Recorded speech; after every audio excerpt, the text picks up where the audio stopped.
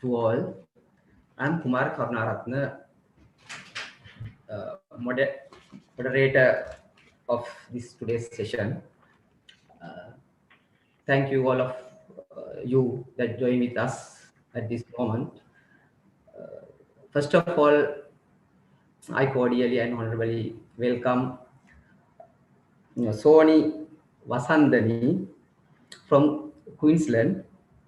She's the founder and chief executive officer of Sunshine Teacher Training Institution and preschool specialist and the training consultant.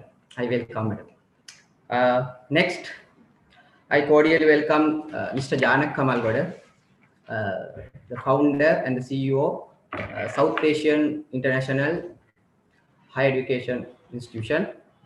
He's an author, the entrepreneur, and the public speaker. He's the size get this sponsorship of this session. Next, I welcome our staff members, all the lecturers, training teachers, then the audience of Sai YouTube, public at large. Again, I welcome all of you. Our theme, topic is 7 trends in preschool education. It is very important because we want to develop and build up our teachers to get their strength and awareness in this field.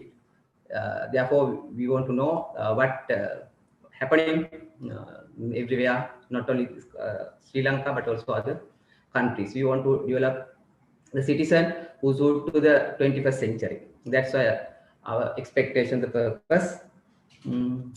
I want to mention this actually doing the free of charge. This is Soni Vasandani.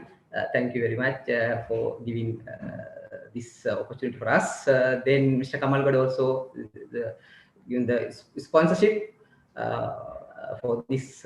You remember that RPL also he gets some forward decisions to train our teachers. Right. Okay. I'm not going to talk too much. The childhood is the foundation of the man. If it is the mistake, totally the social problems will arise. So remember it. Then I cordially invite to deliver speech, the valuable speech. I know that definitely I guarantee this is the very the best speech and the presenter. You can see throughout some video clips.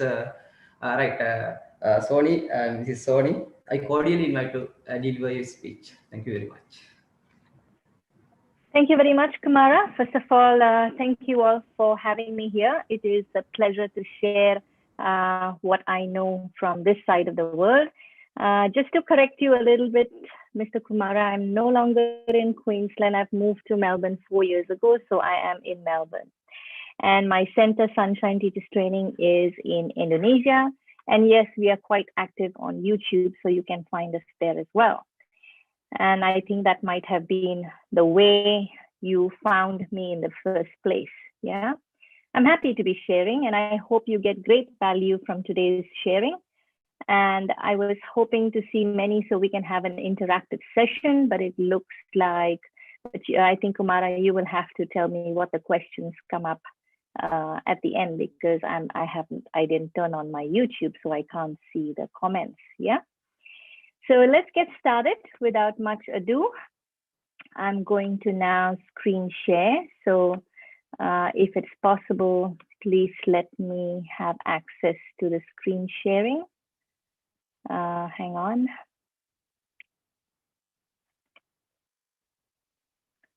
Just give me a minute. Share my screen. There you go. Okay, I hope you all can see my screen now. Yeah, if you can give me a thumbs up, Kumara, so I know that, just do that so I know that you are able to see me and you're able to hear me well. Okay, that's great. Great. Now, I have turned on the what you call the subtitles, just in case, you know, anyone of you find it difficult to understand what I say. And I have a mixed accent from different countries. I'm Indian, born in Indonesia, and then now in Australia. So, you know, it's quite a mix of accent that I have. Yeah. So let's get started now. 7 trends in preschool education. Now, first of all, when I was asked to speak of the word trend, trend means something that comes and goes, you see. But what I'm going to be sharing is not something that I think will go away. It is more, instead of the word trend, you can think of it as a focus. Okay, this is what is the focus today in preschool education, right? I don't think many of them will be gone for a long time. I think they are there to stay because there is a lot of research that backs these focus in preschool education. Now, Kumara tells me that there are also primary school teachers. So even if you are in early primary, this will apply, or even late primary. There is a what you call a commonality, yeah, between what is being taught in preschool and primary. Okay, so let's get started. Let's think of this as focus, even though I've put the word trend over here. I have to see, there it is. Okay, so just a little bit about me. Like I mentioned before, now I live in Melbourne, but I was born in India.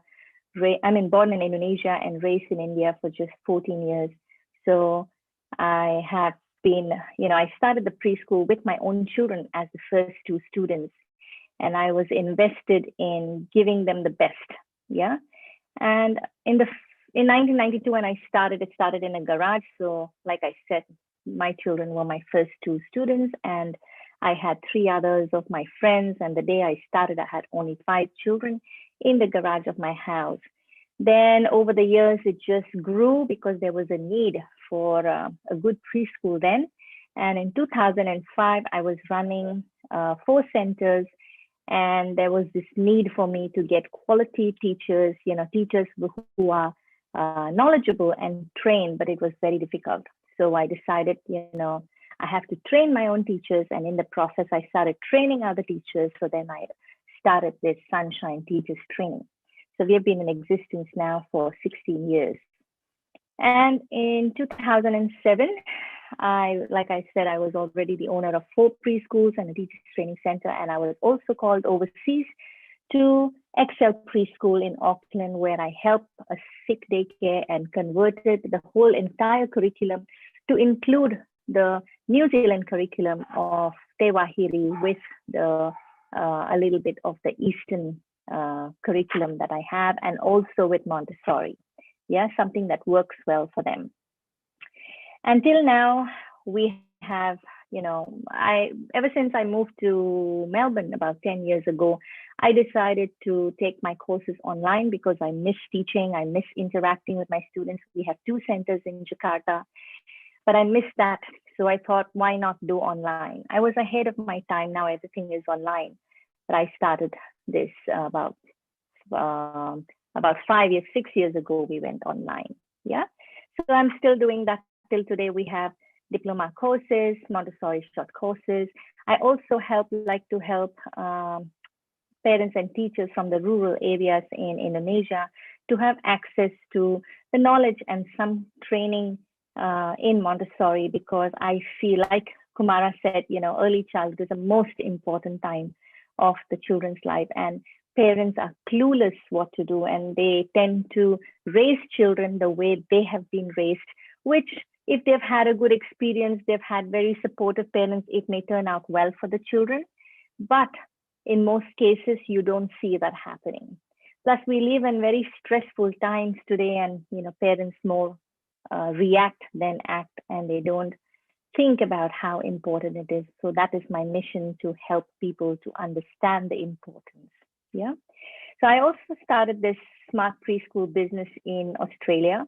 where I help people to set up their own preschools. So they get to do it the right way, plan from the start, and I hold their hand. It's a 1 year, 1.5 years till they start running the preschool.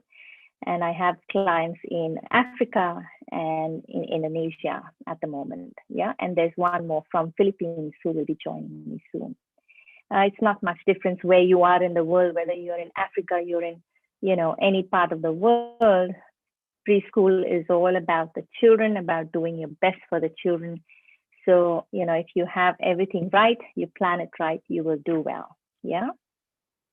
So let's get back to the focus, the trends, if you want to call it, but I would like to call it here the focus in preschool. The first one, as you all know and is familiar with, is the use of phonics.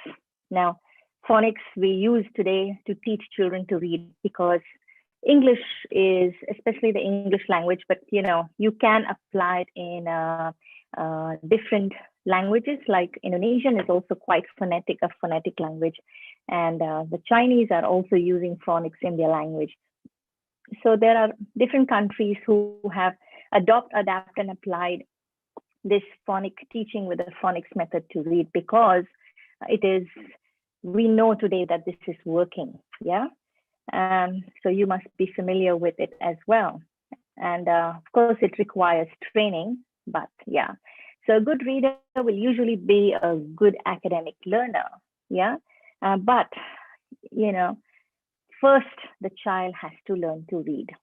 Only after the child learns to read and is able to read well, will she or he have the confidence to then apply or, will then be able to apply the reading or read other subjects. Yeah.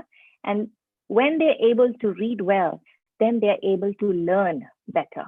A child who struggles in learning to read or in reading, if they have come to the first grade and they do not know what they need to know, it will be very difficult to then expect them to catch up with all areas, because even if it's mathematics, you still have to read and understand what the instructions are. Yeah. So it is very important. That is really, really important. Now, in spite of knowing that reading is so important, today, even till now, there are so many children who are struggling to learn to read. That is why the focus is there in phonics, in teaching children the phonetic way. Maria Montessori, over 100 years ago, she had introduced phonics in her first school, Casa de Bambini, and she did it because she had scientifically observed children and noticed that they are able to grasp it very easily when you teach them or use phonics to teach them. So she developed this whole phonetic system. Yeah, that 100 years ago, it's like a long time ago. So at that time, I think she was way ahead of her times, and not many listened to her or understood what she was trying to say, right? Because everybody had their own system of doing it, and then they just didn't think it was that important. Fast forward to today, now early childhood education experts have started to look into phonics, and they have started to assess. There's a lot of research about Montessori's phonetic method and other phonics, and look at children about how they learn to read through phonics. It's very step by step, rather than teaching a child, this is a cat, C-A-T, cat, B-A-T, bat, and then you say B-A-L-L, ball. How does that make sense? It doesn't make sense, right? So with phonics, if you teach the child step by step in a very structured way, they get it and it's easier. So early childhood experts have started to look at phonics, and they're helping a lot of children to read today. Now, the steps to teach phonics, just to go into that a little bit, yeah. We have like first, what is taught, the letters of the alphabet. So students, first of all, are taught the first sound of the alphabet and then the last sound of the alphabet. So they're familiar with all the letter sounds. And then from there, they start to build words with the sounds that they have learned. So it's like a consonant, vowel, consonant. So it's like k, a, t, cat, b, after that. They put together with a vowel in the middle and, you know, 3-lettered words, etc. And then from there, once the child is well versed, then the child is taken to the next step of learning blends and digraphs. Yeah. And from there, they are again taken to, I'm sure you will be learning all these things in your course as well. If you are not, I think it will be a great addition, Kumara, to include these steps to teaching phonics, because I feel that when student teachers come out or complete their diploma or they graduate from any early childhood education courses, it's very important for them to know these so that they are able to implement it with the children and teach it the right way. Yeah, because if you teach it like this step by step, it's going to be so easy for the child, and you will be surprised how easy the child will grasp. Okay, and then again, we have to remember we have to do it in a fun way so the child is not stressed, so they learn better. And when they learn to read and they enjoy the reading process and they love the reading process, they will become lifelong learners, which is what we want them to do. Yeah, and they will excel in other areas as well, because the reading is so important in every subject. So it is important, I feel, for teachers to get trained and to understand the system and also know how to teach. Yeah, now to know the phonics and learn how to teach it is also two different things. So it's not enough that you know about the phonics, but you also know how to present it to the children, how to get them to learn it in a fun way. Yeah, and in Montessori, we do that a lot. Now, before I went into Montessori or understood anything about Montessori, I was doing things the conventional way.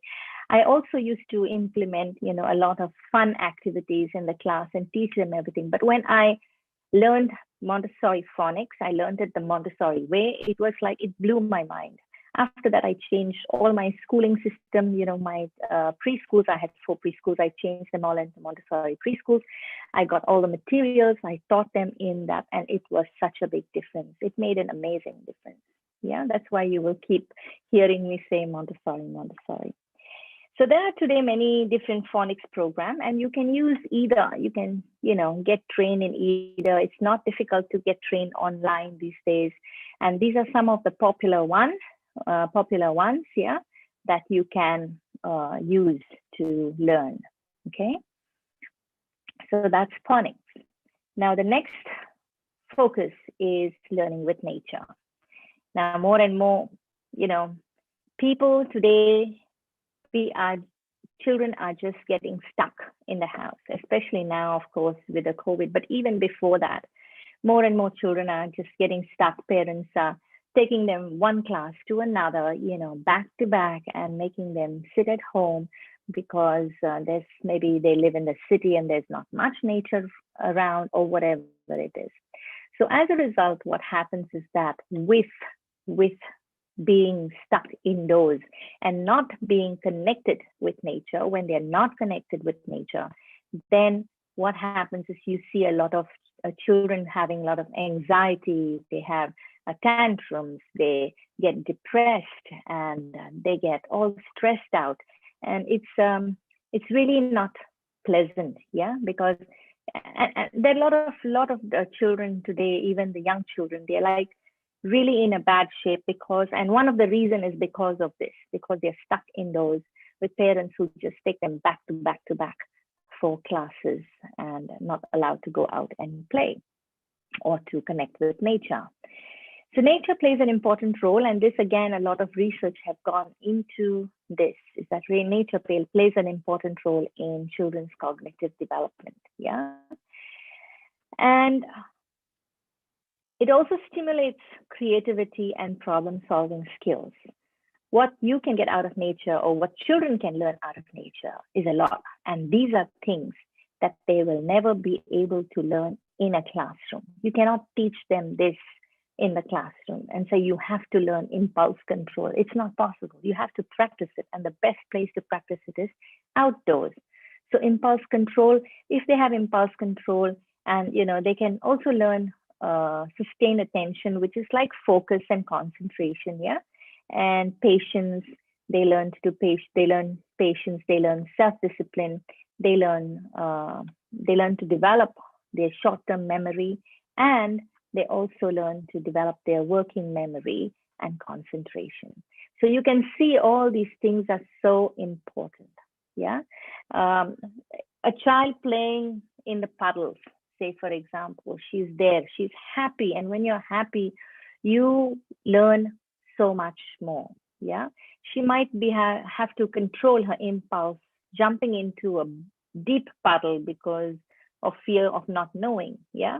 And she has to be really focused where she is going, because there might be pebbles or there might be things along the way. So that's why she gets that sustained attention. She has to be patient. She has to walk with patience. If it is in the rain, hold the umbrella. Self-discipline is there, and all these other things just comes into play when they are connected with nature and when they're outdoors playing. Yeah. Nature also helps with, we know all these things, they calm children. Not just children, actually, they also work beautifully with adults. So even if you as a teacher, if you are stressed and you are depressed, or you have anxiety, or you have any issues with your inner self, your emotional self, the best thing to do is to go out, take a walk, hug a tree. Over here they say you hug a tree, that also is like grounding. Sit on a grass, go and just breathe some fresh air, go by the sea and just enjoy that little thing. Yeah, it's very important for adults too, and teachers should also be connected to nature. Otherwise, if you are stressed inside, then you will also be passing on that stress to your children, and that is not a nice thing. So nature helps everybody. Yeah, we don't utilize it so much, maybe because we are in cities with buildings and all that, but still there are ways that you can connect with nature.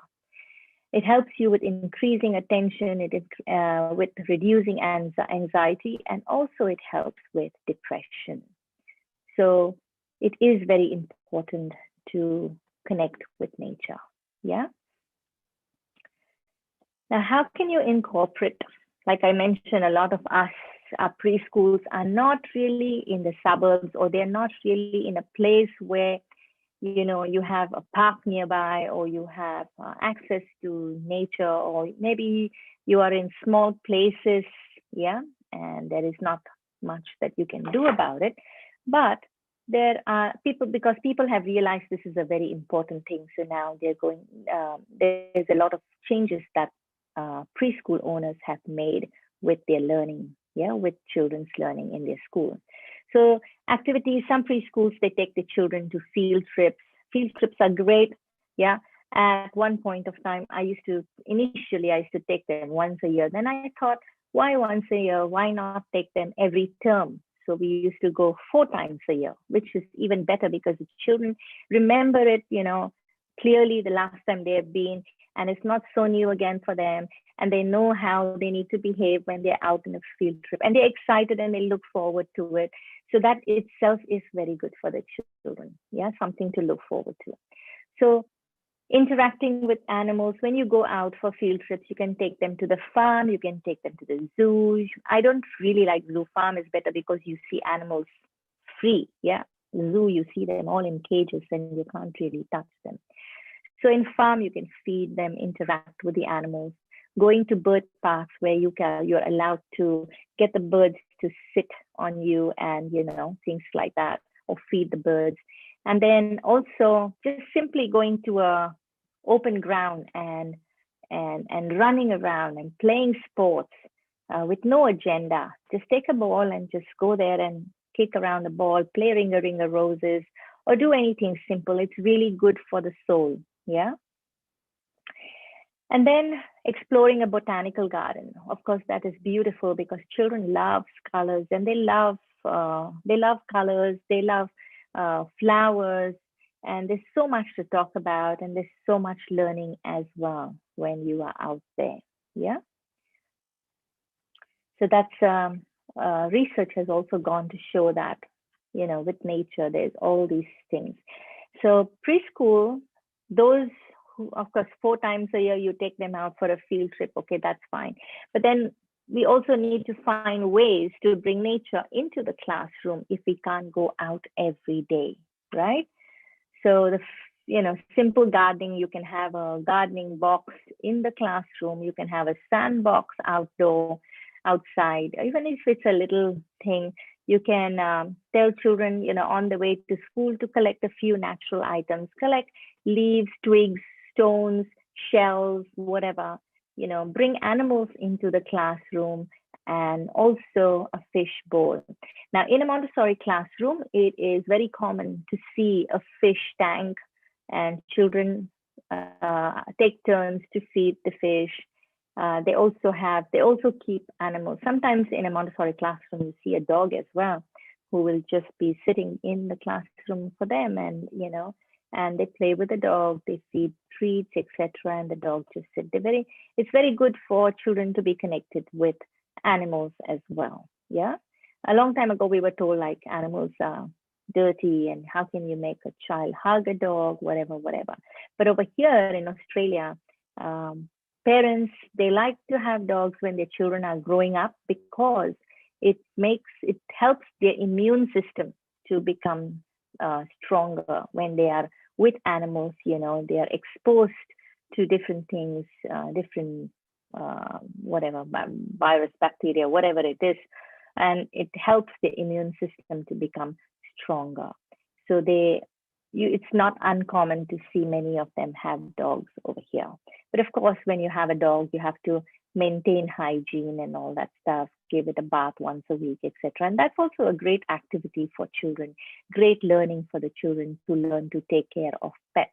It helps reduce, ADD, ADHD symptoms if they have any. It helps their cognitive skills. It helps them to get increased concentration and all that. And they learn so much, whether it's a fish or whether it's a guinea pig or whether it's even a rat, they will learn a lot, because there will be a lot of conversations around that learning. Yeah, so it will be good for them.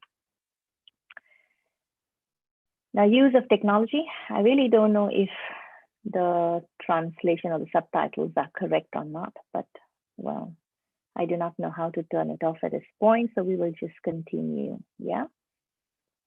So use of technology. As you know, today with COVID, the use of technology has become even more important. Yeah. I hope this one is just, use of technology has been important for a long time.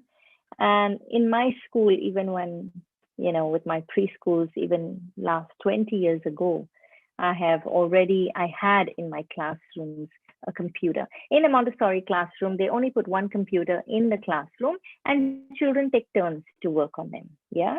But in other preschools and stuff, the preschool that I had, I used to have like about 6 computers in a room, and I had a special teacher to come and teach the children. Now, the question is always there around technology. Is technology good or bad for children? How much technology, and what to use, and how to use it with young children, and what can we teach them using today's technology? So there is a lot of questions around this, but then again, people are settling down to choosing what is best. Yeah, of course, how much technology to use. Research have shown that 1 hour a day is like max for preschool children. Now, this includes their TV time at home. So if you're having computer classes on a daily basis, or children using computer, it's important to educate the parents and let them know that, we're already doing this in the school, please don't do it at home. Now, what technology to use? People are using iPads. In some preschools, they use even their phones, and then they also have the desktop. Yeah. Now, not just children are using technology, but we teachers are also using technology, and parents are also using technology. And this has become a common thing to use to keep in touch or to work together with parents. Yeah. So parents, like in Indonesia at the moment, they're big on WhatsApp. So in the classroom, especially now, the teachers are available on WhatsApp with the parents, so parents can, it's a group like, for the nursery class, they have a WhatsApp group, for the kindergarten class, a separate group. So parents can communicate with the teachers and ask questions, etc. Yeah, it's very important. And the schools in Australia, they go more on emails, and they do more of they have the software in the school. There's a very good software called Tadpole, which is used, and there are many other softwares today. This is the software that I was exploring to use some time ago, and I looked it up, and they're still offering it, and they're really good.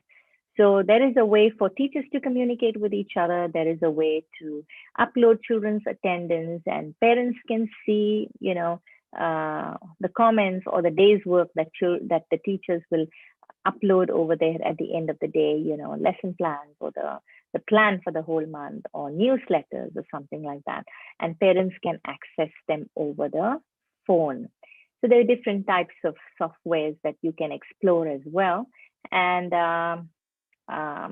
depending on the software you choose, it might be, the reason why I didn't go into it many years ago was because I was way ahead of my time. So parents were not really ready to use technology. And also because it's something that you have to have a subscription, and the setup and all that, I thought, oh, I'll be doing all this work myself. It'll be hard work for my teachers and all that to learn.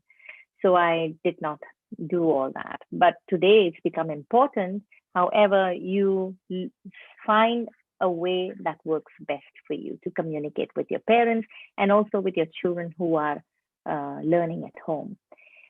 And how do you use it with young children? We will get to that. And what can we teach? I will also explain in the next slides. So what technology is about in early childhood education is that,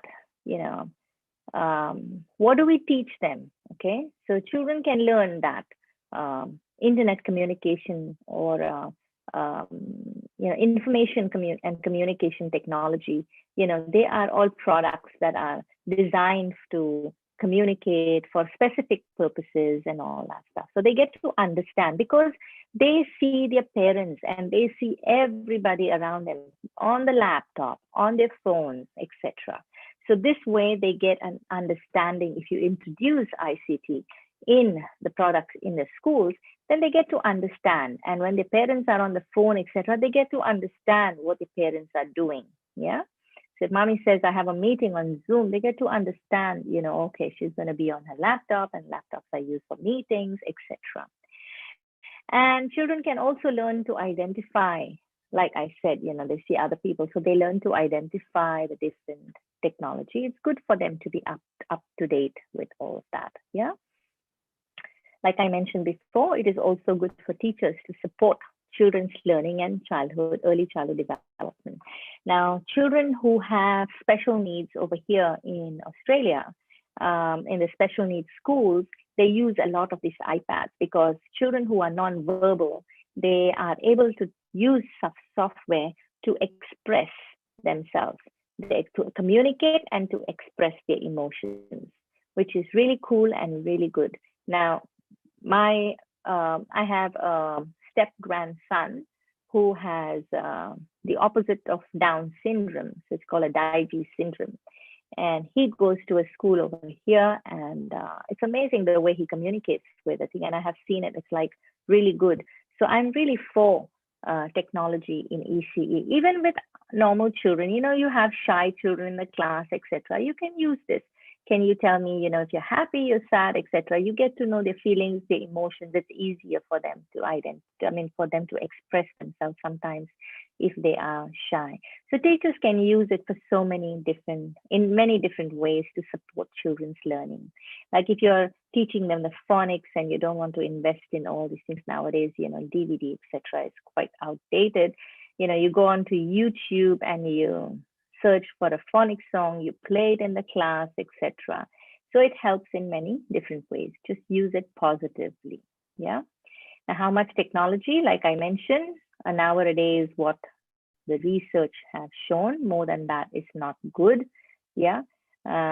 It'll be nice to use some kind of screen if you're using desktop so it doesn't hurt their eyes.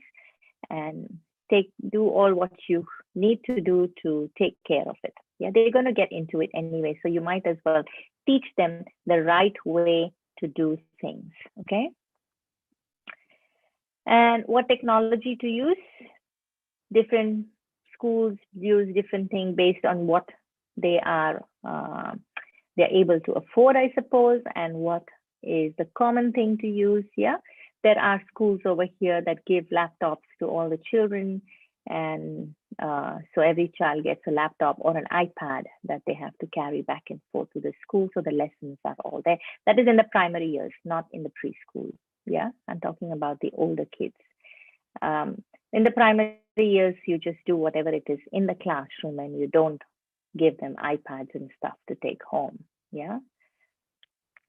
And what you can use it for, you can use it to teach children literacy and language development. You know, when I had my computers in the school, I had a teacher who would come and give them lessons. So it would start with, you know, hand-eye coordination, controlling the mouse. And then we had certain games that will help them practice the mouse and hand-eye coordination so that they can learn. And at the same time, they were learning, you know, numeracy, mathematics, and also logical thinking skills. And then they can do digital play. We also had what you call that, paint, you know, digital painting and all that they did. And you can also do art and creativity. There are a lot of different softwares today are there that you can choose from. And some of them may be free, but you have to be careful of the ads that pop up. Yeah. So I would rather that if you're choosing a particular thing, like when I did it, I invested in the Jumpstart Preschool. Jumpstart Preschool has got amazing software for children, and it's all in a DVD format. And now maybe it might be online. You can log into it and you can do it. So if you're using phones, don't get the free apps. I wouldn't recommend it. Try to get a paid version of something so you don't get ads pop up. Yeah. So ads can be very distracting. You know how it is, right? So it's nice to invest in something with the children, and it's not really that expensive nowadays to do all these things online. And like I said before, it's good. You can use it to support special learning needs, and children, teachers can use it to share children's progress with parents, or even, you know, amongst themselves. So every teacher knows, like if you're in a primary school teacher, maybe the head teacher would know how that child is doing in every area. There can be a system how you can share. Yeah, there now you have Word documents, you have so many different ways to share. You have Google Drives, you have all these things to share.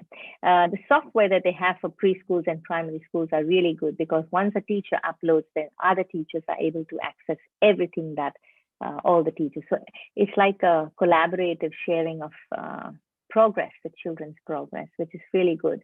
So if a parent has to call you up and ask you about the progress of a child, you don't have to say, oh, I have to ask this teacher, I have to ask that teacher. All you need to do is log in and you get all the details of the child there, and you can discuss the child. Yeah. So a lot of amazing things are there with technology. Now with technology, how to use it, I suggest, and also it is there, that, you know, you have to allow the child to have full control of the technology itself. Don't give the child an iPad and then sit there and say, wait, let me tell you what to do. You press this and you press that and you do this and you do that. So that means you are controlling the technology. No, what you need to do is show them how to use it and then give it to them so they have full control of it as to what to do. And you stand there and you observe. If they're not using it the right way, yeah, in Montessori, we say don't correct them, just observe. And then on another day, present it to them again. Maybe they have not understood what they said, or maybe they're just exploring. As long as they're not abusing abusing the equipment or the product, you know, if you're giving them an iPad, as long as they're not stepping on the iPad or banging it anywhere or not doing it, as long as they're just exploring and trying to see, observe them and let them have full control. There is a certain joy in, you know, and a certain confidence that will build if you allow the child to have control of the technology. Yeah. So that's important. Encourage creative uses of the ICT tools, like if it's a phone, don't just tell, okay, this is how you phone, this is how you chat. You can show them more with it, as in, okay, this is how we can look at the calendar, the creative uses of it, like, okay, let's see if we can, or even a digital thing about, creating a drawing or something like that, yeah? And then facilitate the progression of ICT to capability. That means you must take them step by step into the learning of ICT.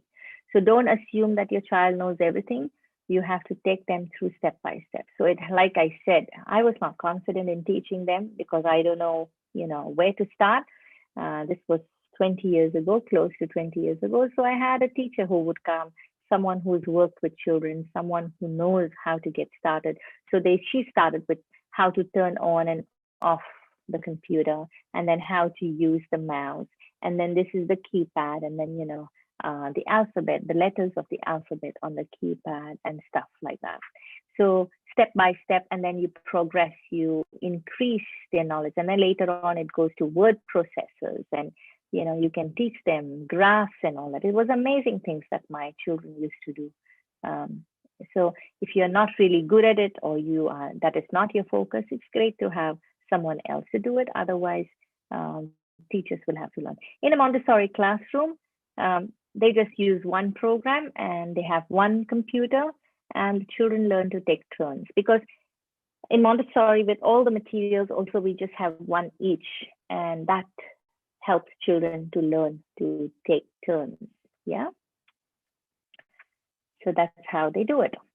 So you might have a different system in your school. Yeah. So implement a universal framework for inclusion with technology. Make sure that every child, gets access to it, not that the few of them, in every classroom, there are always these children who get all the attention, who are they're very verbal, they're very vocal, they get all the attention, they seem to know all the answers and all that. And there will be some quiet ones who just sit in the background and they don't get. So you have to make sure when you're using that every child gets access to it, every child gets their turn, and include, even if you have a special needs child in the classroom, make sure that they are able to be part of it. Yeah, it has to be. That is very important. And there are 4 principal guides. This is from the US. In the US, these are 4 guiding principles that they use. Like when you use technology with children, you have to use it appropriately and can use it as a tool for learning.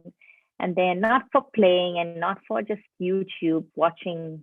I see some preschools I've walked into, teachers who are just, showing some videos on YouTube or showing some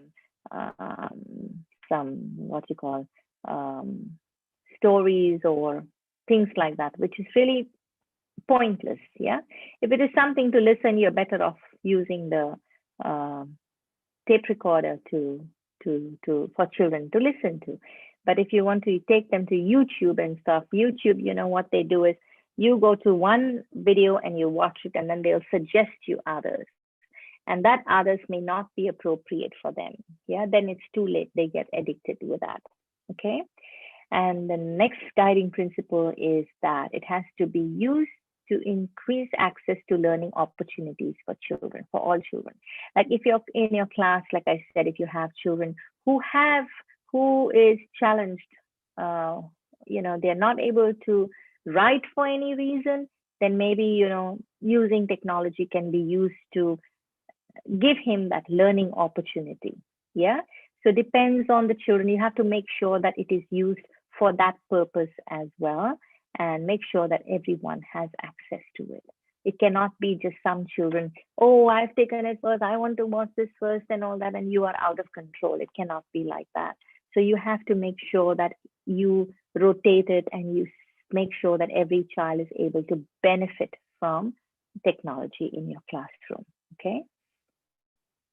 Guiding principle number 3, the technology may be used to strengthen relationships between parents, families, early childhood educators, and young children. This is already so important today because after COVID, now we are all, there's a lot of remote learning happening, and this guiding principle is really important to help strengthen the relationship. You can use technology now to strengthen relationships with the children and the families and all of you together. It's very important. Yeah. And then technology is more effective for learning when adults and peers interact or co-view with young children. So when you give them control, like I mentioned before, give them control of the product itself, of the equipment. Yeah, let them be in full control. But that does not mean that you don't interact with them. That means it is more effective. If you have learned about scaffolding, yeah, you have to be there to help scaffold their learning so that they learn best. Okay, you can put them like in a Montessori classroom. We have 3 to 6 years old in a class. So the 5, 6-year-olds, they are quite good with the computer. So then they're encouraged then to help the younger ones, so that way they practice their leadership skills, they practice their teaching skills. And when they start to teach the younger ones, they learn more. Yeah, it always happens, even for us also as teachers. As we continue to teach, we also continue to learn. So that way they learn from each other as well. The 2-year-old will be more open, 2, 3 years old will be very open to listening from another child rather than from an adult. Because an adult is, in the classroom is like authority, whereas the child in the classroom, another child, is like a friend. Yeah, so they learn better. Montessori has discovered that children learn better from each other. Okay, so that is another reason that it's good to get children to interact with each other or to learn with each other. And in schools and primary schools, you can group them together for a certain project or a certain thing. But then again, you have to be mindful about the children in that group. It should not be one person doing it all, taking the lead and not letting the others have their turn or whatever. So a teacher has to have eyes all over her head and has to be very careful about all these things. Okay. So there are free, I came across this professional development courses for ICT use, in early childhood education.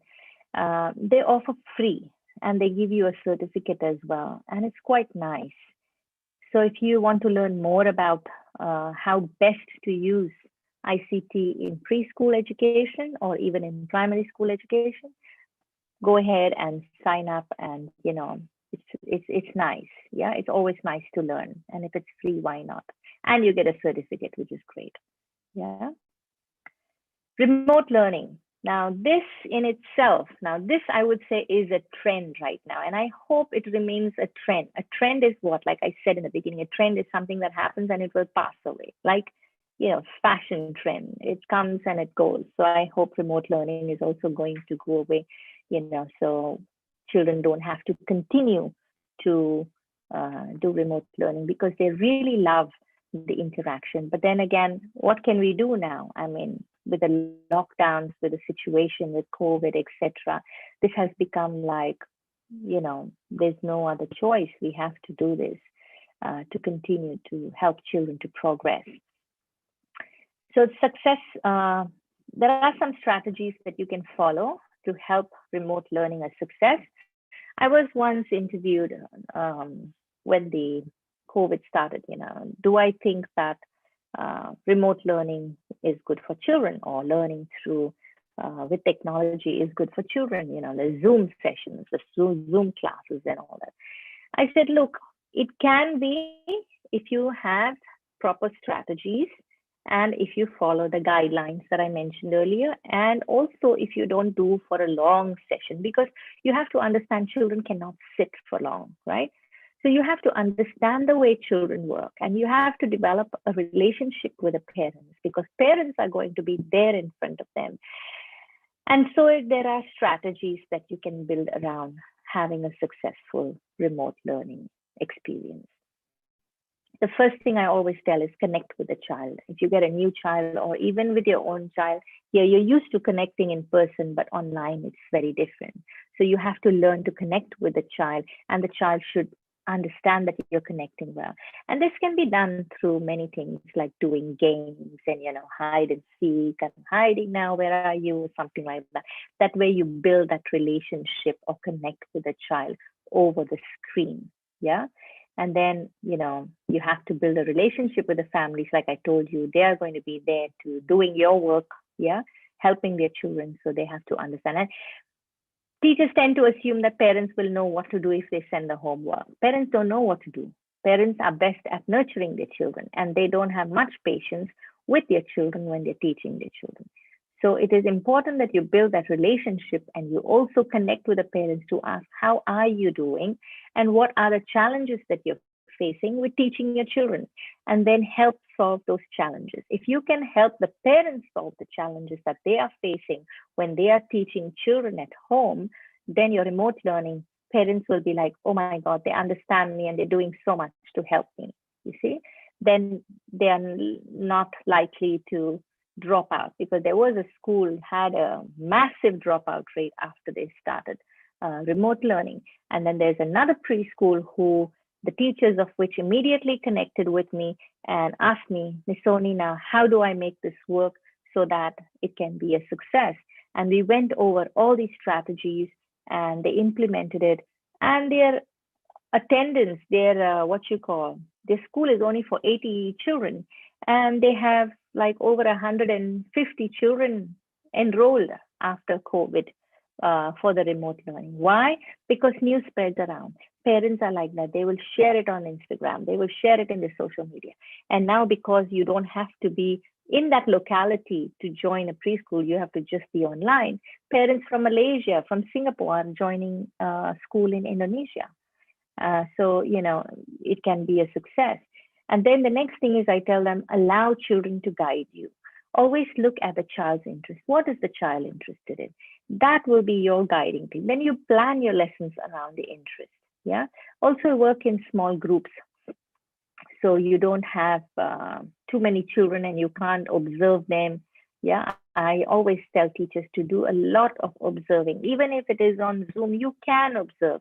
You can record the session. You can observe the child. Why did this child not participate? What is what is it that is stopping? You can call up the parent. You can find out, and then you know how to increase engagement. And then also understanding that children are better off moving when they're learning. Then you can introduce activities that is with movement, music, dance, even if it is on Zoom. If you expect a child to sit like this for an hour and listen to you talk, or if you ask them questions, they're supposed to reply, not possible. Yeah. So it's very important to understand the child, understand that's why you're learning to become preschool educators. You should be understanding that children love to move. They have to move to learn. They learn through exploration. They love music and they love dance. So you have to implement your lessons in a way that they love it. Then they will learn. Then they will listen to you. Yeah. Use props. A lot of props. Finger puppets are good. Use anything, any props that you can find around the house to teach them, rather than showing them a sheet of paper. I saw some teachers, trying to show a sheet of paper to the children and say, this is A and all that. It's not going to work. Yeah. So send home learning kits. What you're going to teach for them, you send attractive learning kits. Now that they're not in the school, they're not using electricity, and there's a lot of expenses that is cut down, use that budget or use that money to send home very attractive learning kits. So when the child receives it, or the parent receives it, they go, oh, wow, they've taken so much effort to make this learning kit for my child. And then that becomes that, perceived value. Yeah. Get feedback. Always, always, always get feedback and plan future lessons accordingly. So if anyone is doing remote learning, these are some tips you can always share to get them to be successful. Okay. Now the fourth trend, or the fourth focus, is movement and play. Like I said before, movement is so important. Children learn through movement and play. Maria Montessori said, play is the work of the child.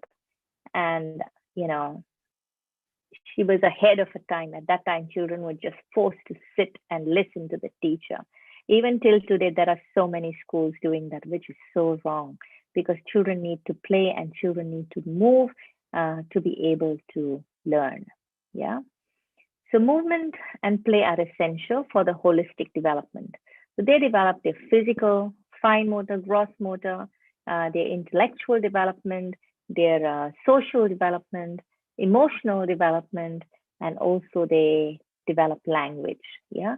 So a lot of different skills children learn when they are playing and when they are moving. Okay. So why is play important? I'm sure you must be having this lesson as well in your course, because it's quite standard. All early childhood education courses now talk about the importance of play and what children learn when they play.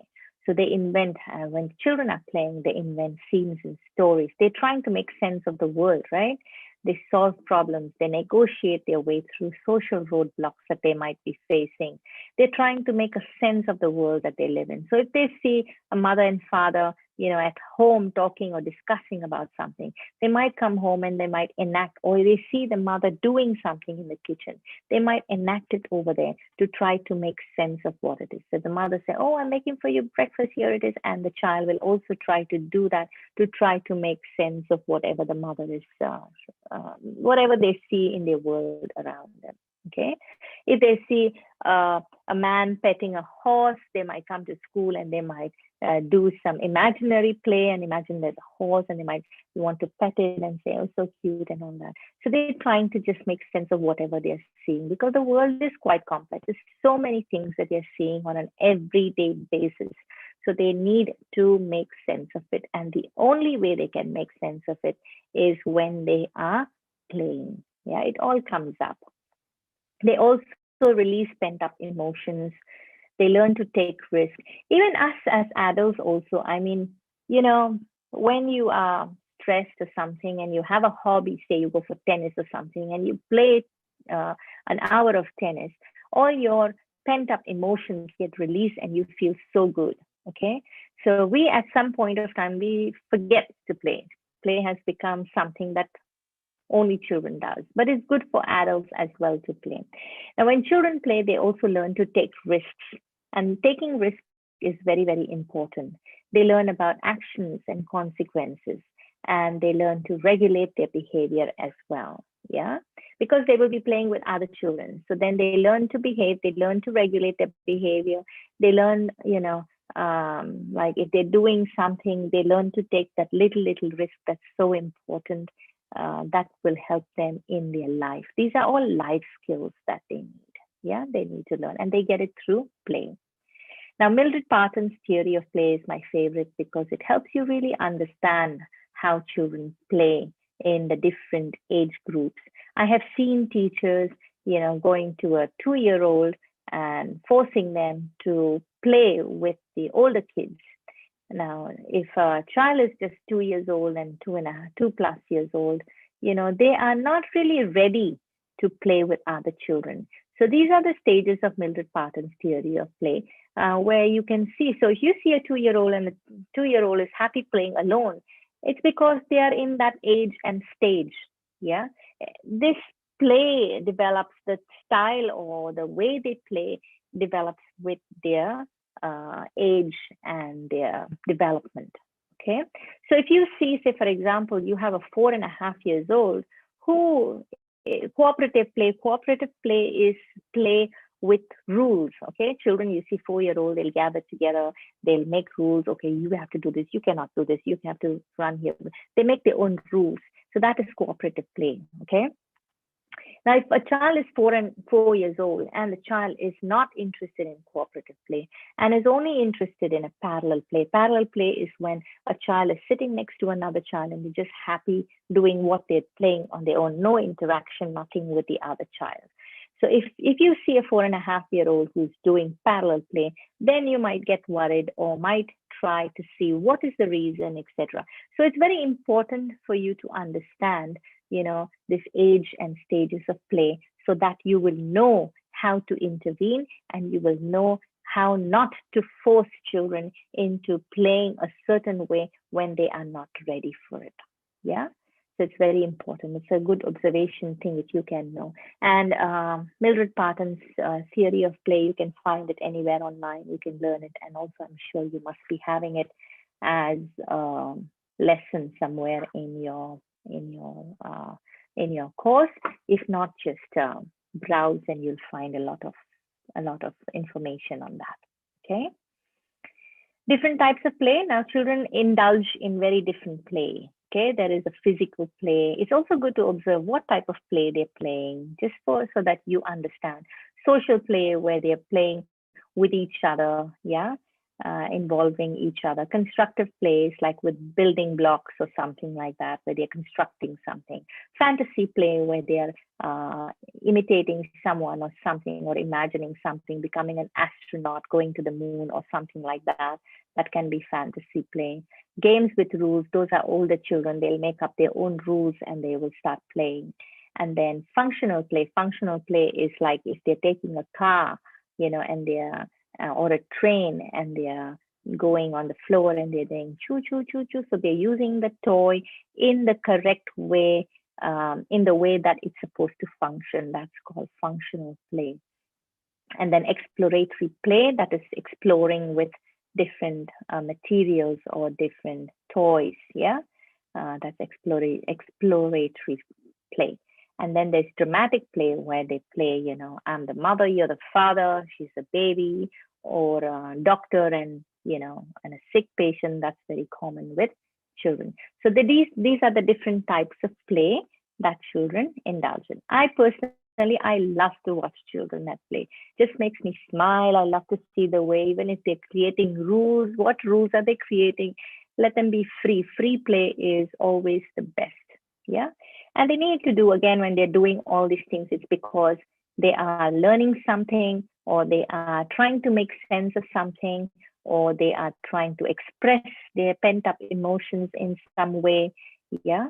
So it's very interesting. So you can also see children who are troubled at home, they will come to the class through dramatic play. You can see what it is that is troubling them. You can learn a lot from children if you observe them at play. Okay, play again is the work of childhood.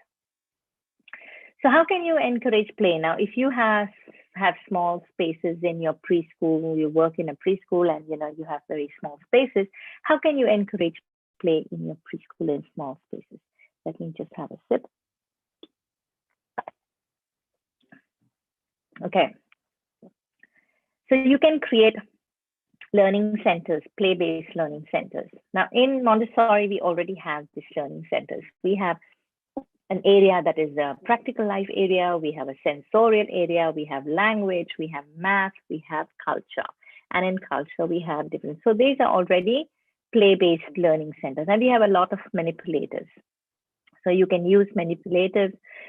So if you're not doing Montessori, you can still have shelves in the classroom. One area can be all the art materials.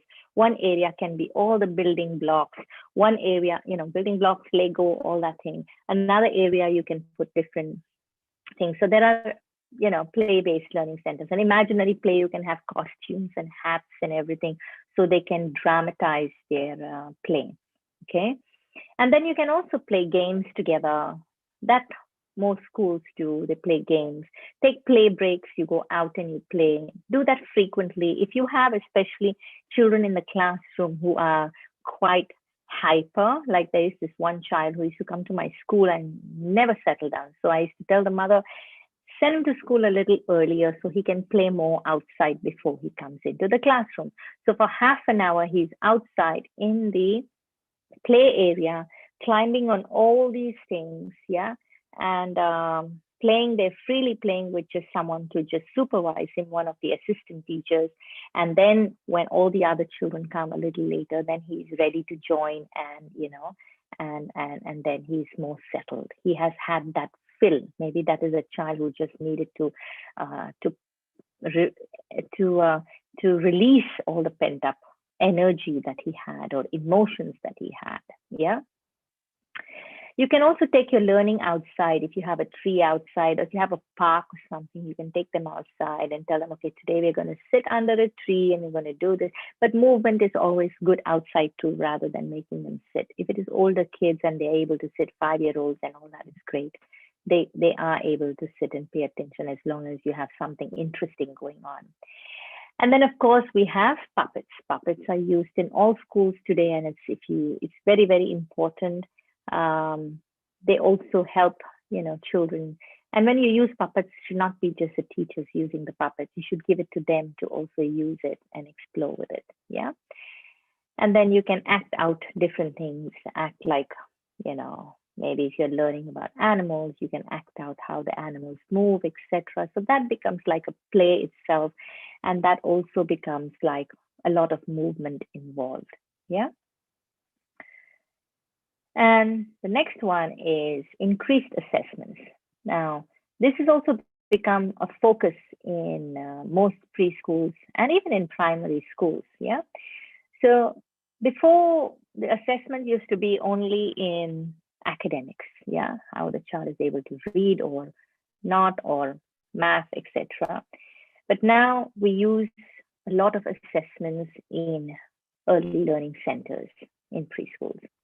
So assessments are used to understand a child's learning style. So you get to see whether your child, that Howard Gardner's 5 learning styles, not 5, I think, no, there are 7 or 9 now, 9, I think.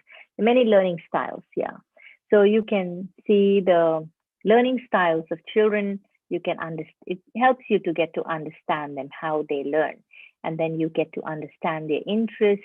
You get to assess their participation and experiences. Many preschools I see, like High Scope and all that, they don't really worry about the outcomes, yeah, whether the child is able to do this or not. What they see is whether the child has participated and has experienced. So they have key experiences, a whole checklist of key experiences that the child must be exposed to. So they assess the child based on their participation and key experiences. You can look it up. That's also very interesting. Then the stage that they are at with their learning, you can assess, where they are at, and then you plan the lessons accordingly, because it helps you plan. If you assess them, you know where they are. Rather than, there was a time when teachers were not concerned about what the children knew. They just had to do their job. This is the curriculum. This is what we need to teach. This is how we need to teach them. And everybody should get it. If they don't get it, that means they are lazy, or they are not smart, or they are poor, or they are, and then the complaints go to the parents, your child is not able to do this. All that is now out of fashion. Now, what's in trend is you assess the child. You see, the child learns with this style. What is their interest? Are they having the experiences to build up on their interest? What stage are they at with their learning? Then you make individualized learning lesson plans or activities for that child. Yeah. In Montessori, every child progresses at their own pace. And now people are beginning to realize that more and more, because there are these cartoons that show an elephant and a monkey, and there's a tree, and you tell both of them, the elephant and the monkey, to both climb a tree. Who's going to be successful? Only the monkey, because he has the skills, whereas the elephant is never going to be able to climb a tree. So that is what our education system was like, even in preschool. We expect that our children, whether they are profiled as an elephant or a monkey, should do the same thing, which is not possible. So nowadays, because of that realization that every child is different, their interests are different, their learning style is different, so we have to make different lesson plans or activities for them. Yeah, so that's where assessments come into use. We also use to see if the child is ready for primary school. Assessments are also done. I used to do that in my school to make sure, and I made sure that the child is not just good at academics, but also socially ready to go to school. Because if they are not socially and emotionally ready to go to school, they might be super smart, but over there they're going to suffer because once they get into primary school, there's a lot of teasing, bullying, etc. So they have to have developed the social skills. Parents, of course, find it very difficult to accept when I had this one child who was socially really not ready for school, and when I had a talk with the mother actually told me, it's none of your business how my child does socially. Your duty is just to teach my child ABC and everything, and as long as the rest is up to me. Of course, I can't do anything, but I had to express what I had to express, and I'm quite blunt because all I take into consideration is the child, because who's going to suffer? The child is going to suffer. There was another parent the same way, and she also did not listen to me, but she was more polite and we didn't have this kind of conversation. And then when the child is in 4th, 5th grade, she came back to me and she said, I wish I listened to you, because that child was really not socially ready. When they grow up, the children in the class, might be older and much more developed socially, and their thinking is different, everything is different. So assessing children for primary school should be a holistic assessment. That's my feeling anyways. And then when you're assessing the child is ready for primary school or not, you also will be able to see if they have any learning difficulties or developmental delays. And if you have children with special needs, assessing them will also help you be able to help them, okay, rather than just tell the parents, your child has special needs and they're good for nothing. I can't teach them. Take them to a special needs school. I never did that. I would do all that it takes to help that child learn in the best possible way. Yeah, unless it's beyond my capacity, then I will be not doing justice. In that case, then I, tell the parents. But otherwise, I try to do my best with children with special learning needs as well. You can modify lessons for gifted children, so that they don't get bored. Assessments, when you assess and oh, this child is able to do so much, why should he wait for the rest of the class? He's going to get bored. So give him something else that's more interesting that he is interested in. And then you can assess behaviors and skills, and also assessing vision, hearing, and speech is become very important. So assessment in preschool and primary school, they have all these different assessments. They assess the children in all different areas, okay? Assessment tools that are used is, of course, the usual observation. Many preschools, they have checklists and rubrics. I always had a checklist and rubrics because observation, you really need a skill to be able to observe. And it is very difficult for me to rely on my teachers who are very busy to sit and observe objectively, not subjectively. So I like to have checklists and rubrics for my teachers. But I also like to sit in the classroom. If a teacher tells me about any child who is, about a certain behavior of a child or something that makes me feel, okay, there's something here, I will drop all my work and sit in the classroom and observe them myself. Yeah, so that's very important. Portfolios, we also did a lot of portfolios. So you see checklists and rubrics, portfolios, parents assessment. Now all these things, we don't give grades. So it's a checklist whether the child is able to do or not yet able to do. Whether he's able to do, he has mastered it, or he is still learning, or he has not been introduced. That's how we assess the child. We don't put A, B, C, and we don't put any grades for children, okay? So it's only a checklist with the children have to learn, say, A, B, C, D, E, say, for example, okay? So in A, there will be 3 columns, and in each of the columns, like, have we introduced the letter A to the child? Yes, okay, we tick that box. Is the child practicing on it? Yes, we see the child in the classroom practicing it with a teacher or on his own. Then we tick the second box. And then we see on another day, oh, the child is able to recognize the letter A, the sound, and is able to write. So then we tick the third box. So that means the child has progressed, has mastered that. So we just do that kind of checklist and rubrics. From the beginning, I was against giving children grades and marks and A and B, even before all these, new trends that has come out or new focuses. I had already done that. Reason being that in my school, when I was growing up, my teachers used to always give me grades, and I was always labeled as an average child in the class. And I was not given that opportunity to grow because they have put me in that box because I would not get more than 50% or 70% in certain subjects. So they didn't see that I was good at different things. They didn't do this checklist of stuff. They made me feel like I was really not good, really average. Yeah. So there was another teacher in my 9th grade who trusted and who believed in me and told me, Soni, you can do much more. And I believe that you can. And because she trusted in me, because she believed I could do it, I started, doing more. Yeah.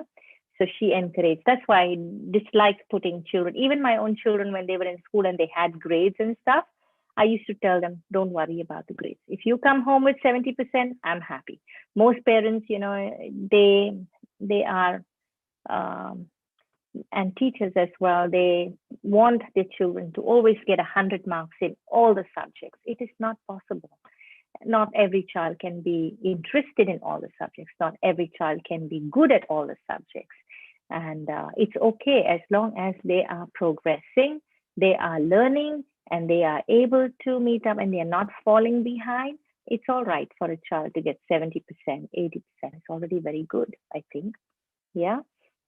If they're falling behind, then I would take a look at what it is. Is it the interest? Is it, is it the way I am teaching them that they don't understand? You have to change your way of teaching if you see that a child is not meeting with the expectation, with your expectation. Yeah. And don't put an expectation this high for all children to get 100. It's just not possible. Okay. So assessments need to be bias-free. It needs to be done over a period of time. You cannot assess a children in an exam, a preschool child, even a primary school, annual exam, one exam, and they're supposed to get 90, and that is what, and that means they're good, or they get 40, and that means they are not good. It's not like that.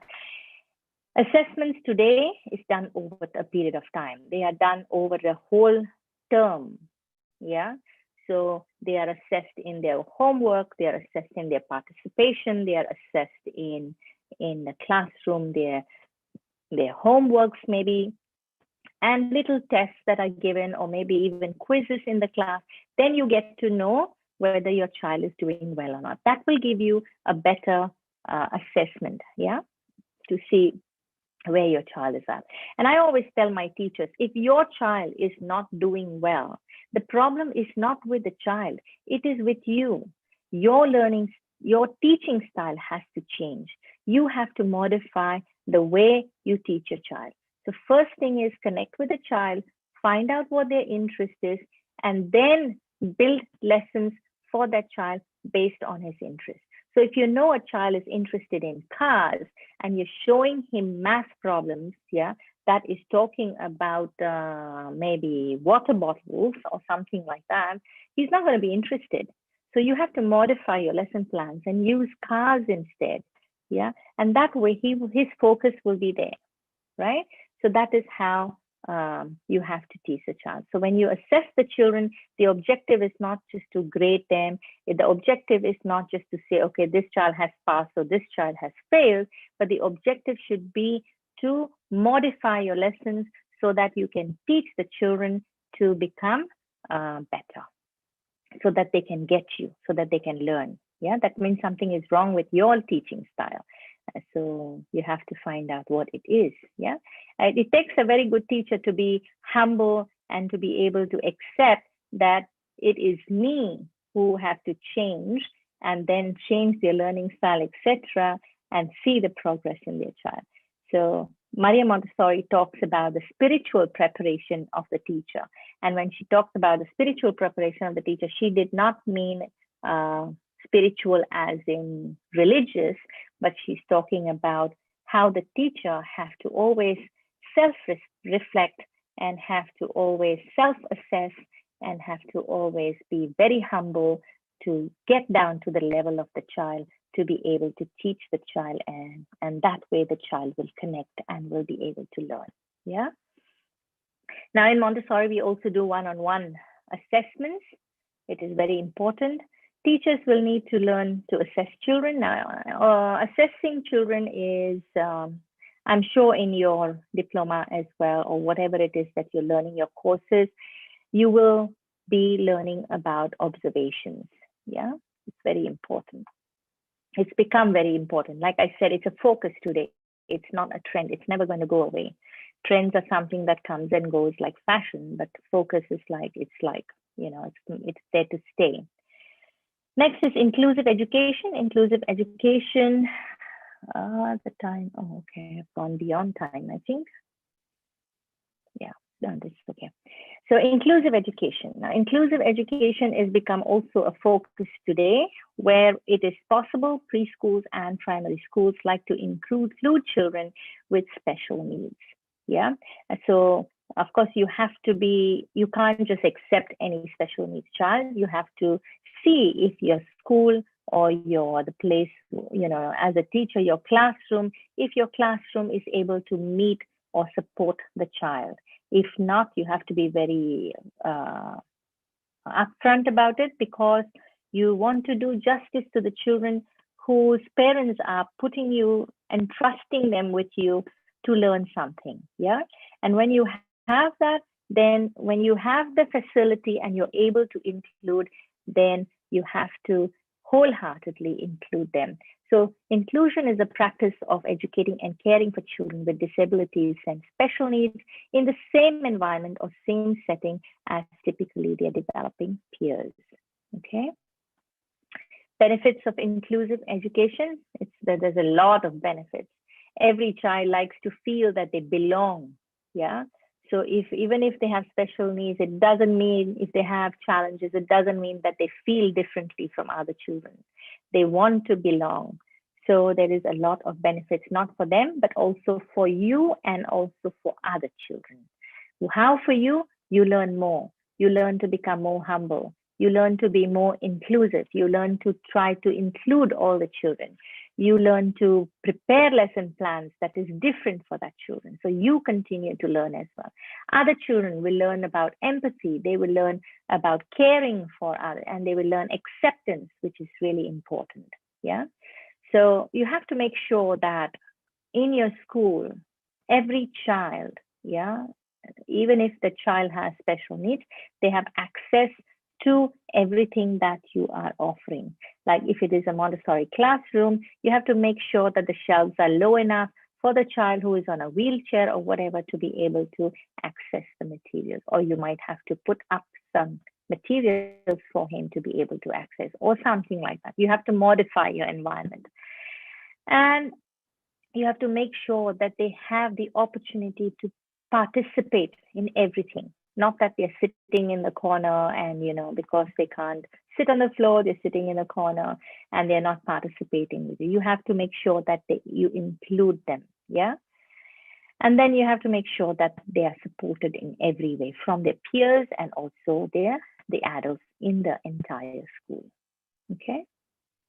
And the last one that is a trend now, or rather a focus as well, is Montessori and other methodologies. So preschool, they do what they do, but they also like to include some aspects, if not all, of these other methodologies, because a lot of research have shown that these methodologies work. Yeah. And although they might not be, like in Indonesia, a lot of preschools, they're not really Montessori preschools. They don't follow the entire philosophy, but they like to take aspects of it. I mean, it's okay if it works for you, but I'd rather that if you embrace methodology, you embrace it fully so you can see that it works well. But if not, you can use, like, for example, the phonics in Montessori is really great. I mean, it's a very step-by-step. It has the materials, etc.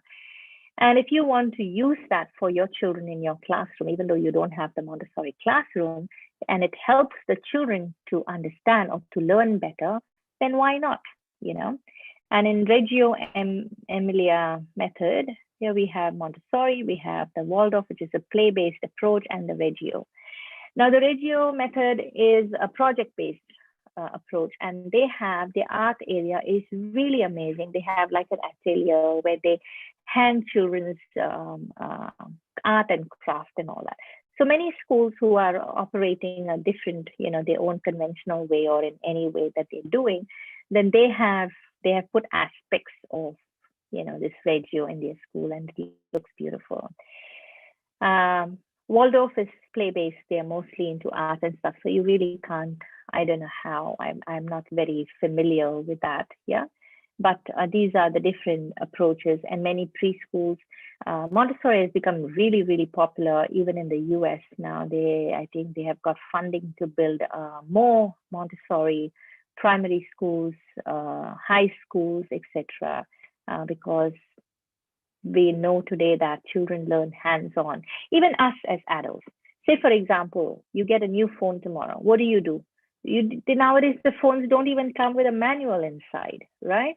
You will just turn it on and you will just explore. You're not going to go and find a manual online and look it up.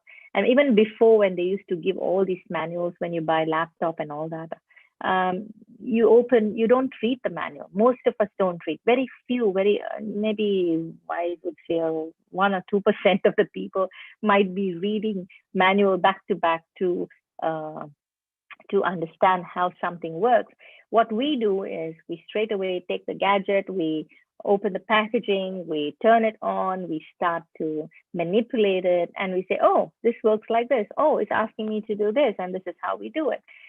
So that is how people naturally learn anyways. So children are even more. So you cannot expect children to sit in a classroom and, you know, listen to what you have to say. And what you have to say is not everything anyways. So it's a whole different system today, yeah? So Montessori is quite popular, and Waldorf, there's many different countries. I think in the European countries, you find quite a few Waldorf or play-based approach. There, they don't even teach the children ABC 1 to 3 till they're 7 years old. They only believe in free play, and they believe in nature, and they take the children out in nature, and they also do a lot of art and craft. Yeah, and children learn through that, and it's not like they fall behind when they go to school or something. Reggio Emilia also is one of them. I'm sure there are many others. Yeah, but these are the popular ones. So about the Montessori method, we use many materials. The Montessori method, it encourages movement, exploration, and learning through discovery, because you go to the shelf, the child goes to the shelf, chooses from the shelf what they want to do. They pick up the material, they go on the floor or on the table. They can choose whether they want to sit on the floor or sit on the table and work with the material. And so there's a lot of movement. They have to bring the material one by one to the floor or the table, and then they explore, they work on it. There's a cycle of activity over there, and then they learn through discovery. So as they learn, they keep on, children like to repeat something over and over and over and over again. And that's what happens with the materials as well. They keep repeating, playing or manipulating it. And then one day you see that light in their eyes when they say, aha, it's like, I've got it. You can actually see whatever it is that they are learning, they get it, and you can see them light up. And once you experience that, that is called the Montessori explosion. And once you see that happening in a child, then you know that the child is done with that material. And then the next day you will see the child go to another material and start to work. It's really beautiful. The curriculum is vast. So whether the child is gifted, whether the child is not very fast in learning, they can take their own time. Learning is at their own pace. It is noisy. I think, let me see. Okay.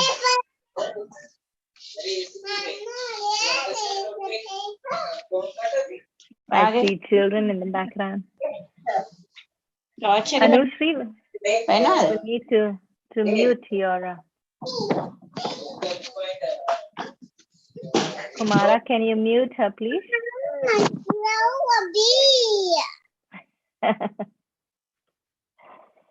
Okay, thank you. All right, so in Montessori, the curriculum is vast, and the beauty is that there is system and order. Children love order, and if there is a system, it's very easy for them to learn. Yeah? Hello. Please, better to mute your phone, right? Little bit we have to discuss. All right, so in Montessori. Okay, so Montessori method helps holistic development as well, and it is backed by research. And we offer the Montessori training. Yeah, so those are just our thing.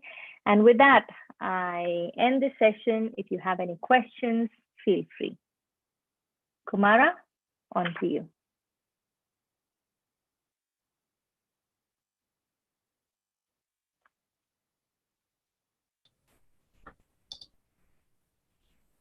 Hello, I'm Tarini Baranji.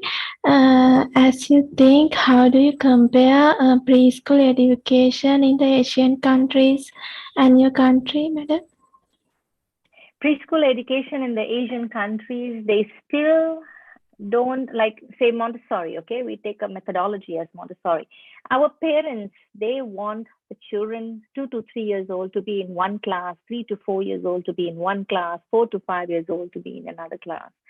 So if you have to compare, and then there is a lot of expectations. The preschool education system in Asian countries are more, are the way they are because they are catering to the parents who have a lot of demands. Our school system, when they go to grade 1, they expect children to know, how to read, how to count, how to do addition, subtraction, etc. Yeah, and they put them to the test. It's very difficult to get admission into good schools if your child is not well trained, right? So that is the Asian system. And so parents, because of that, they get paranoid. They want their children to learn. So they tend to push their children. And the pressure is so much that even teachers feel the pressure. And teachers also are forced to implement the curriculum. Schools are also competing with each other that they have to get the best outcome out of the children. They're so proud of grades. Like if you see India, you see Singapore, you see, I don't know about Sri Lanka much, but I'm sure it is the same way. They all want grades. They all want their children to excel. And it has to be in everything. In the West, the parents are more laid back. They don't believe that the children need to learn so much. They can learn it when they go to grade 1. So in a way, I feel that both are extremes. What I like to see, what I feel will be the best is a mix of the East and the West. Because in the East, it is important. I feel it is very important for children to learn to read and write before they go to grade 1, because our education system is tough. Now, in the West, they don't have a tough system, but a lot of children are not doing well when they go to grade 1. They start learning to build words only in grade 1, which is a little too much, because Montessori has done scientific observation with children, and she has discovered that children at the age of 3, 3.5, 4, they're already interested in learning. They're already interested to reading, in recognizing the letters, in building words, in doing all that.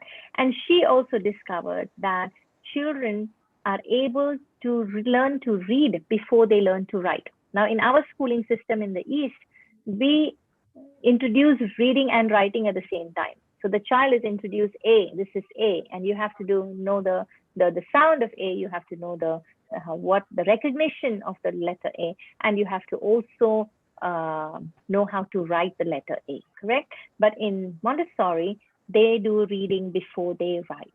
So that is why I love Montessori, because whether you put Montessori children in a Montessori classroom from the East, or whether you put children from Montessori in the Montessori classroom from the West, children, with different beliefs, different everything, or the different school system, it will do well, because you're not forcing the child. The child will learn what they want to learn, right? The teacher is only an observer, and the teacher will say, okay, this child is interested in something, and then that teacher is trained. Because they are trained, they know how to build on the interest of the child. Maria Montessori, in her classroom, and she was, teaching the children, she noticed that one child was interested in sounds. So she started teaching them the sounds, okay? They're just the sounds of the alphabet. And then what she did was, she thought, these children they're coming to her and they're saying, can you read this to me and stuff. So the interest was there. So what she did was, she wrote on the blackboard, if you are able to read this, come and give me a kiss. And she left it there. And these children, they're learning just the sounds, okay, with her. And day one, nothing happened. Day two, nothing happened. Third day, fourth day, the fifth day, one little girl went up to her and gave her a kiss on the cheek. Then she knew that children are able to even teach themselves if you give them the tools to learn, to do that. So the tools are the phonics that you teach the children, and then they're able to build the words themselves. So that is a beautiful system. The East, we pressure the children, we force the children, and we expect the same thing out of children. The West, they're not expecting anything. The children, they don't care. I have a 4-year-old nephew over here. I was sitting with him the other day. He is not able to count beyond 10. And he is not able to even read his own name. He knows the H because I taught him how to write H yesterday, but he doesn't know any of the sounds, nothing. And when you ask them, what do you do in kindergarten? He says, I play with my friend. I show them this, I show them that. Because over here, the kindergartens are more like daycares. So they're more into nurturing the children, looking after the children, making them play, and they're more play-based. So they believe in play. And like I mentioned before, the experiences, they only want to see that the children have got these experiences. They don't really worry about the outcome. That is the problem. So I hope I answered your question, Tharindi. Thank you, Matt. Thank you. Okay, are there any questions? Later you can ask questions, right, if you have. Right, actually I'm lucky to be a moderator in this session because she very fantastic. She explained all the things. We said phonics too. She explained the phonic learning with nature, use the technology, and ultimately discuss about Montessori and methodology, right? Then she has proved the facts, giving some theoretical and philosophical background. So very nice. It's a very deep, but she explained very simply that throughout the life, I think we can learn this the topic. Even our PhD, the proposal, so we can get this the topic.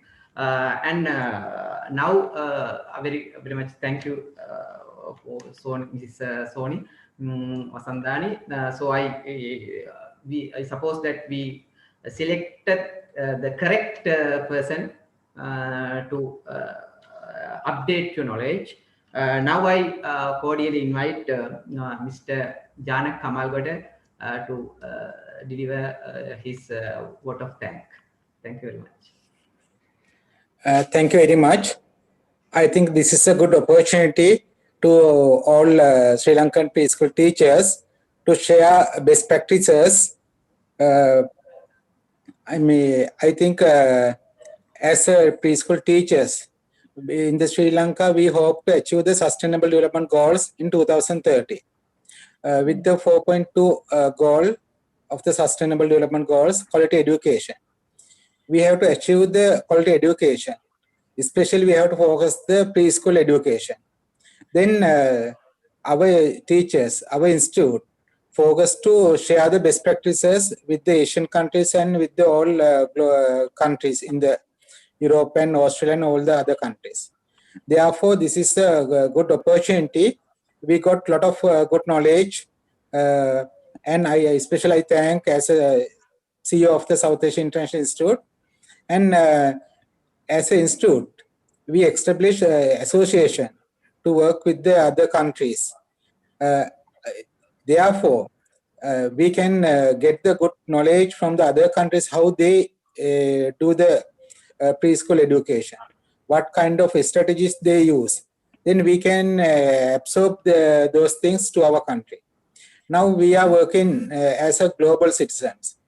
Then, therefore, I think especially thanks to our Mr. Kumar Karunan for the organizing this event, and I especially thank for the special guest who did the excellent job delivering the lot of concepts. And as institute, I special thanks for both of them for successful of this event. Thank you very much.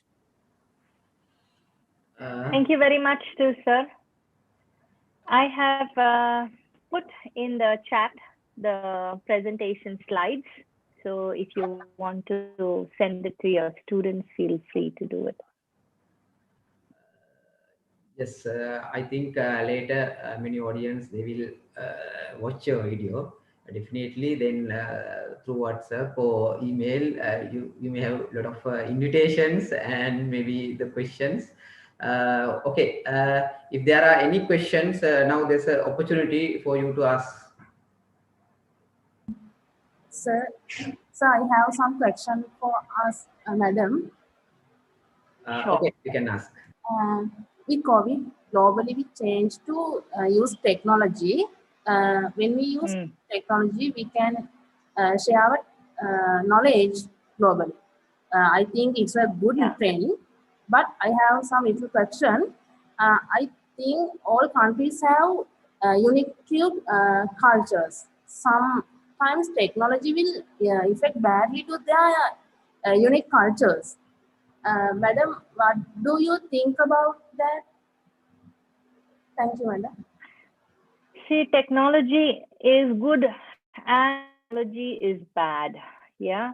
Now, when if times are opened up, I would say reduce technology. But in times like this, when we are, living in unprecedented times and we don't know how long this is going to be going on, we have to be supporting children. They have to have that continuity in learning and all that. So how good it is, it depends on how you use it. How bad it is, it depends on how long you use it. It should be used like for preschool children. I wouldn't advise more than like 30 minutes a day, online or something like that. That also, it should be just to connect with other children, just to share it's just for them to feel connected, because children are also social beings. They need that. They need to be connected. See, they don't tell anything. It's only parents who can talk, and they're listening to so much about the COVID. This is the least we can do to make them feel like, things are still normal. At least I can meet my friends. At least I have my teacher. It's just that part of it. The learning part of it is not much. With the technology and learning like this, COVID, a lot of children are falling behind. But then again, it's not one child, it's not two children, it's the whole world that is going through it. So it's okay, I think, if they fall behind. So technology is not good if overused or used in the wrong way. It is good if you're making use of it to help children to learn and to help children to connect. After all, we are also in that situation. All of us are with the phones all day long, talking to our friends, chatting, looking Instagram and doing all that. And children are watching us. We are already showing them how important technology is. So it's better that we share with them. It's just that we have to do it the right way. Yeah. Okay, right.